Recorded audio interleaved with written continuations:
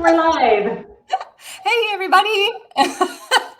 Welcome to another episode of the Cackle. This is where we meet with Midwest changemakers and connect the dots between economic trends and the lived experiences of people navigating them. I'm Emily Heitz. I'm the founder and managing director of Entry Point. At Entry Point, we partner with economic development organizations and nonprofits to foster inclusive and vibrant communities across the Midwest through research and community-focused programming. Oh, and super cool. If you want to check out like any of the research that we've done and you're like, I've never seen any of this research of which you speak, go to entrypointmi.com. And last Monday, we released a really awesome report on Genesee County small business community. We worked with the Flint and Genesee Economic Alliance on that. And it's like probably one of my favorite reports. And then actually next Monday, we're releasing a report on Detroit's entrepreneurial ecosystem. It's 7 years of like doing that research. And it's an annual report we put together, and we're hosting a discussion with a few people in Detroit. Justin from Bloomscape, Patty from Invest Detroit, who I love to have on panels. Kelly was on one. I made her have a discussion with with Patty once. I love Patty making a conversation. And then Trina from Quicken Loans, and then Monica Wheat from Venture Catalyst, who I am in love with. And so that would be super cool. And you can register for that. Like if you're on the internet right now watching this, like if you just scroll down somewhere, all of the things about the registering for that will be in there. So yay. And then welcome to the Cackle. And today we have Kelly Sexton, PhD, Associate Vice President for Research, Technology, Transfer, and Innovation Partnerships at the University of Michigan, the longest title ever. I love it. The stamp for when I have to sign documents is huge. It's massive. It's really impressive. You know you've made it when you have a stamp to sign documents. You're like, so many documents to sign. Of course, now I'm just like, they're just PDFs. It was much more impressive when it was in person. I had to break out the big stamp for the plus size stamp for the long title. But yeah, thanks, Emily. It's fun to be here, and I've enjoyed watching these. I can't believe I'm on. I know it's your first Cackle appearance. We haven't had a duplicate guest yet, but I like always think about like some people that we haven't talked to. You're episode 61, and so some people in like the first 10, I'm like, oh man, I'd like to talk to them again. Okay, so tell us a little bit. So I always am trying to tell people like what a BFD you are. Big fucking deal. And I am always like, no, she is like the most important person ever. So like explain like a little bit about your background, like what led you to the university, and just kind of like information about the organization. Thank you, Lee. I'll say I take the job seriously, and the role I don't take myself seriously in that way, but I appreciate it. So a little bit about what I do for the University of Michigan. Like the kind of the bumper sticker for what we do is we view it as our job to make sure that every research discovery created at the University of Michigan has its very best chance to change the world. Like, so at the end of the day, that's what we're trying to do, is like amplify the positive impacts to society, to the economy of the research that's going on our campus. That's why we exist. And that field, that profession is called tech transfer. And the people come into the field in a variety of ways. I came to it through science. And so I started out my career as an undergrad at the University of Georgia. I'm originally from Georgia, slightly warmer climate than Ann Arbor. Yeah. And for me, I was, my parents were like, take the hardest math and science classes you can and figure out what you like. Yeah. And so one of my friends said, oh, you should try working in a lab. I was like, really? They let you go into the labs and work in them? And that sounds fun. So I did that, and it just changed my life. So I'm a huge fan of finding ways for, undergrads and students to get into the labs on university campuses as early as possible. Like for me, that just changed everything. Like realizing first of all, science is a very like international community. So the lab I was in, about half of the people were from Jagiellonian University in Krakow, Poland. And so it was like, coming from a small town in Southeast Georgia, like all of a sudden this great international exposure to this, the world of science. And I was just hooked. And I followed that to, I looked at going to and interviewed and got into UC San Diego, Johns Hopkins, and UNC Chapel Hill, like great universities for my PhD. But if you look on a map, San Diego is really far from Georgia. And it's also in California. And so, so that was like super easy for me. Decided to, go as far as science would take me from Georgia to move to San Diego. That sounds, and I was like looking I like periodically look at your LinkedIn just to be like, man, she's so smart. I was like, oh my gosh. So you went to UC San Diego School of Medicine, where you got your PhD in molecular pathology. And I don't even know what that is. Oh, it's super simple. We tried to cure sick molecules. Like we were in the labs and they were so helpless, and you just try to cure them. So it's like trying to understand how diseases work, starting at the molecular level. So like, for cancer, we would start deep down into the cells. And I spent 5 years trying to understand how one family of enzymes, which are kind of protein, to understand how they worked and like what triggered their activation in some cancers and why they weren't active in others. So that was the general idea, like just going down to a very, very tiny level to understand diseases. Man. And it was great. It was super fun. I loved UC San Diego, and decided when it was time, usually after graduate school, often the next step in the sciences is to do a postdoc. And so I went up the coast, went to Stanford and did a postdoc there in their School of Medicine, and spent 2 great years there. Got married, started to think about what I wanted to do in my life. And your spouse from California? He's from San Diego. He's a great sport. Marrying a Californian. I feel like it's funny because like I'm from the Midwest. My brother married someone from LA, and like just like you see like the culture difference between like the Midwest, like where you grow up and like these are the things you do, and then like in LA, like these are the things you do. Like there's such a culture difference between the coasts. I'm like, oh. Yeah, well, it's a funny story. So it was actually some friends. He's also a PhD, and it was some friends in grad school that were like, you two should really meet. You're from Georgia, and there's this guy that likes to play the banjo in a bluegrass band. Like, and so it was like the world was pushing us together because it was just kind of too much to have someone from Georgia and someone who liked to play the banjo in a bluegrass band and have them not know each other. So the world kind of conspired for us to Wait, is bluegrass really that popular in Georgia, or is that kind of just like a misconception?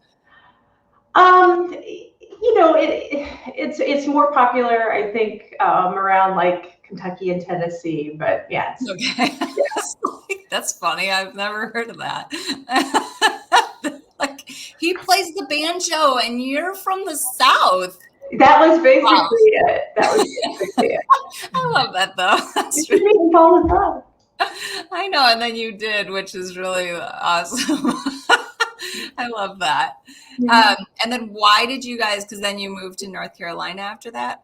Yeah, so I was coming on the end of my postdoc and was like, I had spent 7 years in labs and I had like really loved it, and I'd spent like 7 years like in hoods, with pipettes and like goggles and lab coats and the whole deal, and had like loved every minute of it. And then one day I was just like, I think I want to do something else.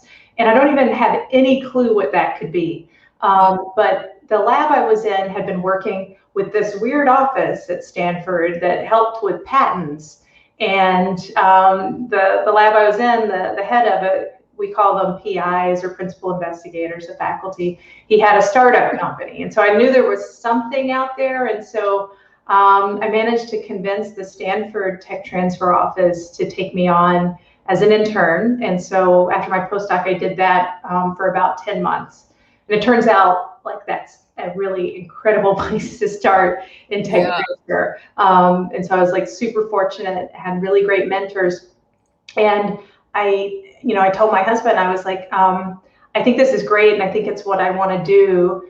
And I think we need to move somewhere where we can afford to live, because the Bay Area is probably not that place for us. Yeah. and so I said, there's this place called the Research Triangle area of North Carolina. It's great. There's, lots of great universities there. We'll both get jobs and it'll be fabulous. And that's like almost exactly what we did. We both got job offers on the same day at different universities, but in RTP, we started on the same day 2 months later. And like, that was the beginning of like our grown-up jobs and careers. And we spent almost 13 years there.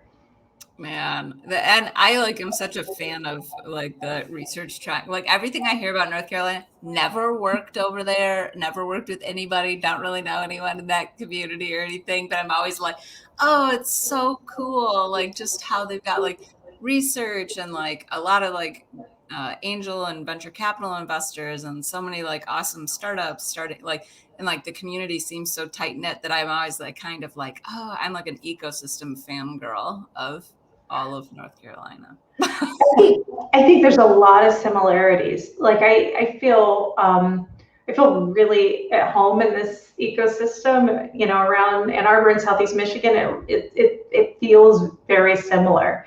I remember my first day on the job at U of M, we were having a conversation as a community about how do we catalyze the ecosystem? How do we attract more talent? How do we do better at telling our story? And I was like, wow, different ecosystem, same challenge. Like, yeah, we have great universities, we have a strong industrial base, but the places in the Northeast and California don't view us as being a vibrant ecosystem yet. So how do we take it to the next step? So there's a lot of similarities, and I think both are really welcoming communities.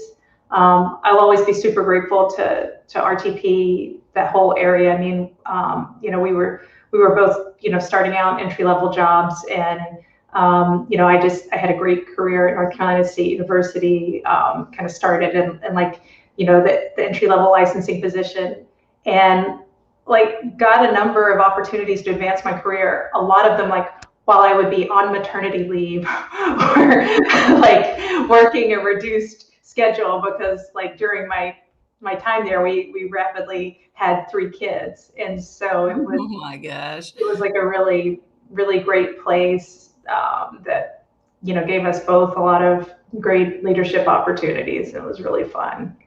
So then why come to Michigan? So we had our 3rd son and had decided we'd outgrown our house. And so we bought a new house closer to North Carolina State University, which is where I worked, because my job was getting bigger, and I was like, I need it to be a little bit closer. You can drive further, honey, but let's move closer to NC State. And I was, no joke, unpacking boxes, and I get this call, and I'm like, 734. What is that?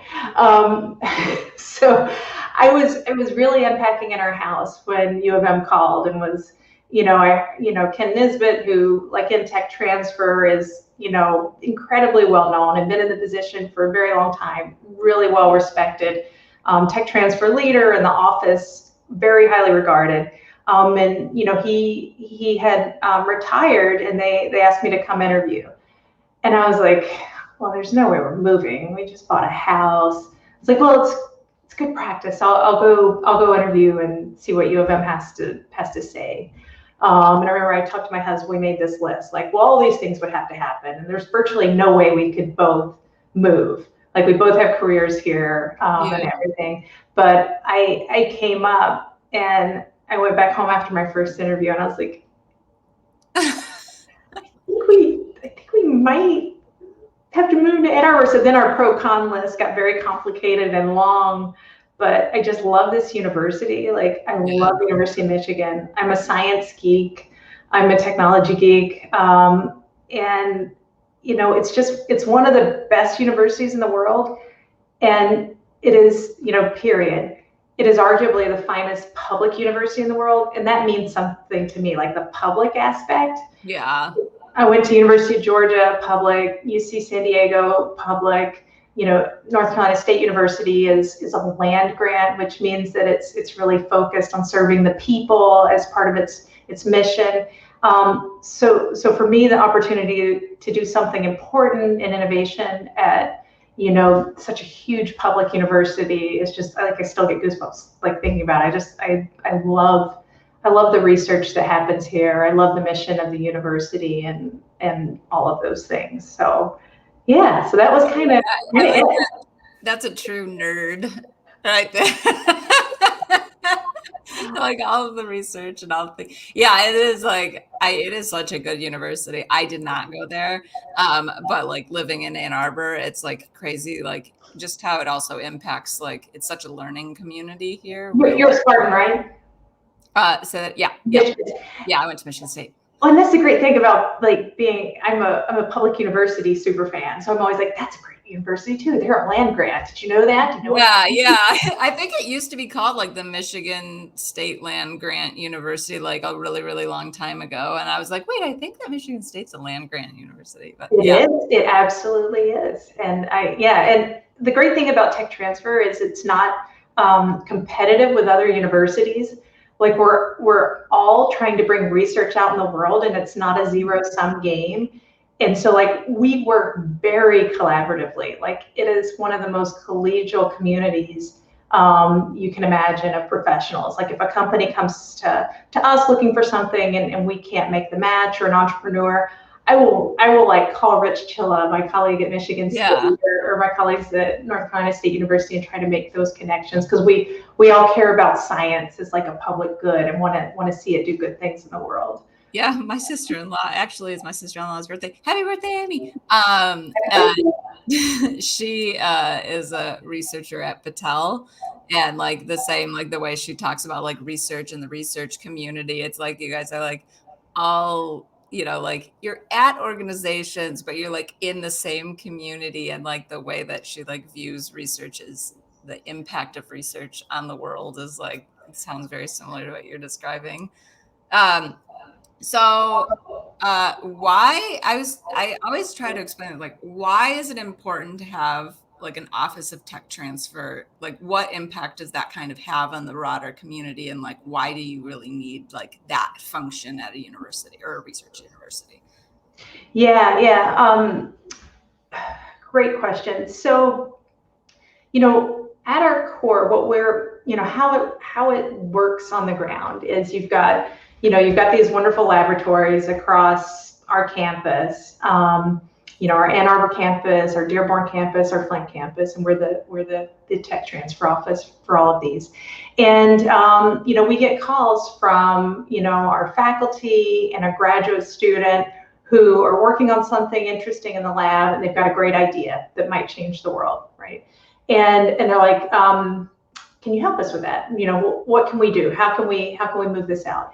And so we've got people on our team with deep technical backgrounds, industry experience, and these are called licensing professionals. And their job is to work with the faculty, understand the science, have an understanding of industry, and kind of help build that roadmap of how you might be able to take that science out in the world. Often this involves filing patents to protect the innovation, and then licensing those patent rights either to an existing company or finding entrepreneurs and helping to build a business case to form a new startup company and doing a license with that startup company.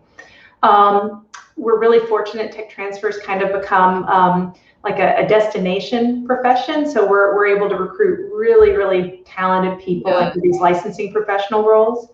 And at U of M, one of the other things I really loved about our office and the program and what attracted U of M, we also have a really great venture center that's part of our team. And so these are people who help when we think something might have startup potential to help the faculty and the graduate students kind of map that out and walk through what that might look like. And we have outstanding mentors and residents that are part of our group.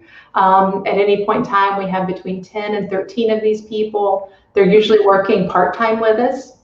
This is part of our Technology Transfer Talent Network, or T3N. It's a really great program, and it's a long-standing partnership between U of M and Michigan Economic Development Corporation, where they fund these really incredible, help us have the funding to bring these really incredible entrepreneurs to U of M to help our faculty form startup companies.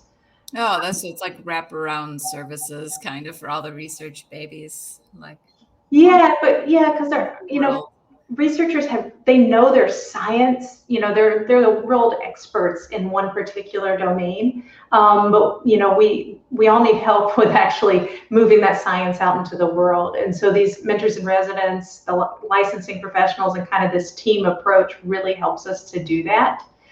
And it helps us bring, really great people. Like, we have folks like Mira Bijan, for example. So she had this really wonderful long career, in helping to build and run lithium-ion battery plants. She built the largest one in the U.S. Oversaw its construction and its running, right? So she's forgotten more about lithium-ion battery technologies than most people ever know. Yeah. So we're able to connect her with our engineers who are trying to bring out new battery technologies into the world. Like, what an incredible, expertise to be able to bring to our faculty to help them do good things.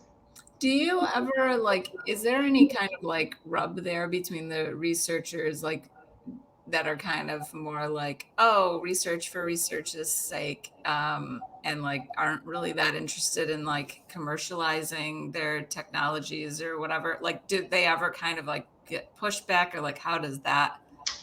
Well, first of all, our focus is we're inventor centric. And so for us, that means we're meeting the faculty where they are and with what their goals are. And so sometimes this involves commercialization. So the reason we engage in this activity, kind of going back earlier, is we want to increase the impact of the research that happens on campus. And one of the ways you can do that is through commercialization. So we're not, we're sort of all carrots here. It's like, if this is something you want to do, we're here to support you every step of the way on that journey. But there's no mechanism to force people to engage in it. It's really about faculty service for us. Oh, cool. I like that. I'm glad to hear that. I was like, wait, what if they didn't want that?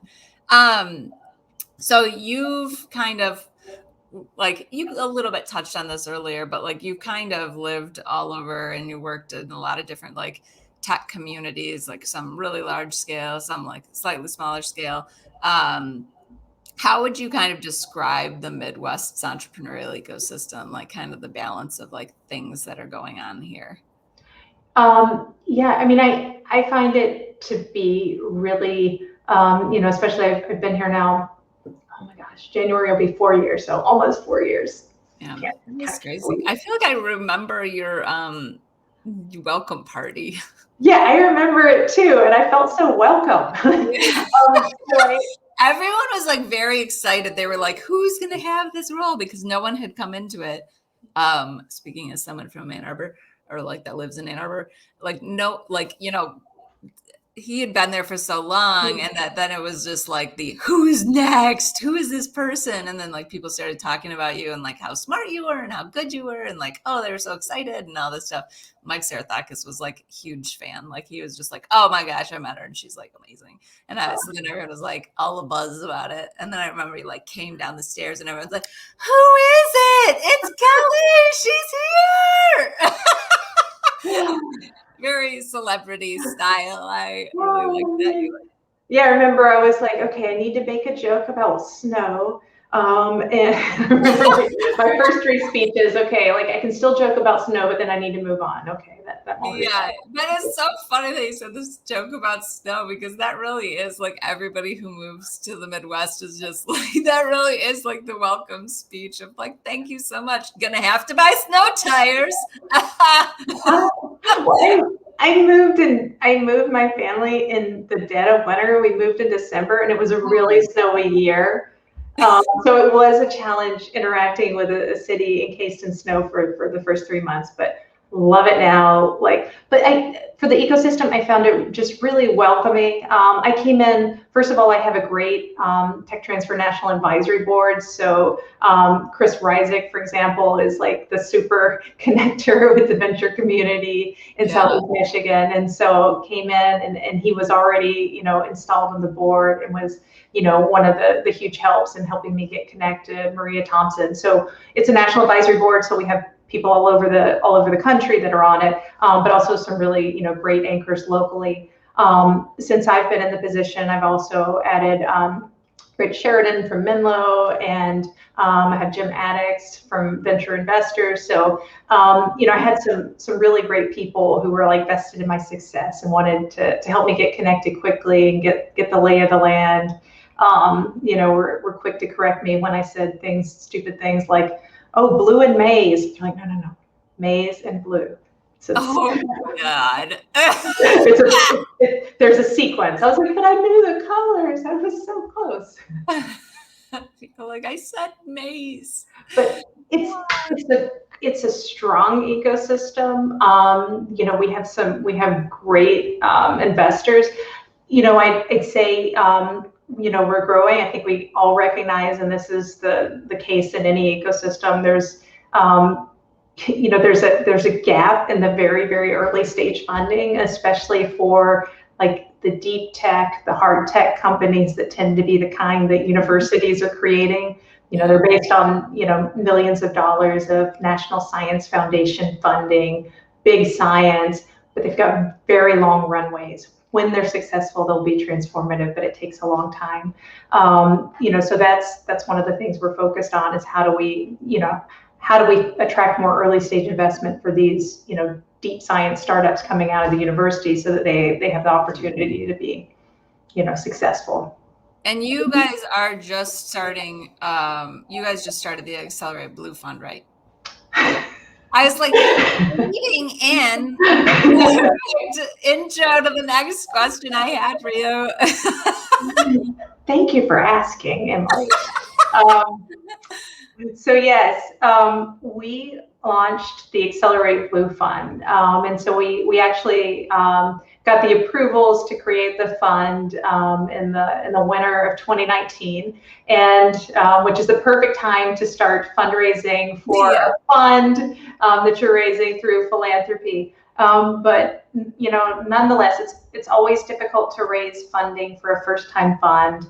The model we're using, which is where it's a philanthropic donation to the university that we're using to create an evergreen fund that we can invest in University of Michigan tech transfer startups in the hard tech space. But we hit our first close milestone. We knew we needed enough money to have a good runway for the fund. Our ultimate goal is 20 million. That's the big number. But we said we would stand the fund up and start making investments when we hit 2 million in fundraising. And so we did that in the spring of this year and launched the fund. My colleague Mike Sarathakis is the managing director. He's created a really great investment advisory board.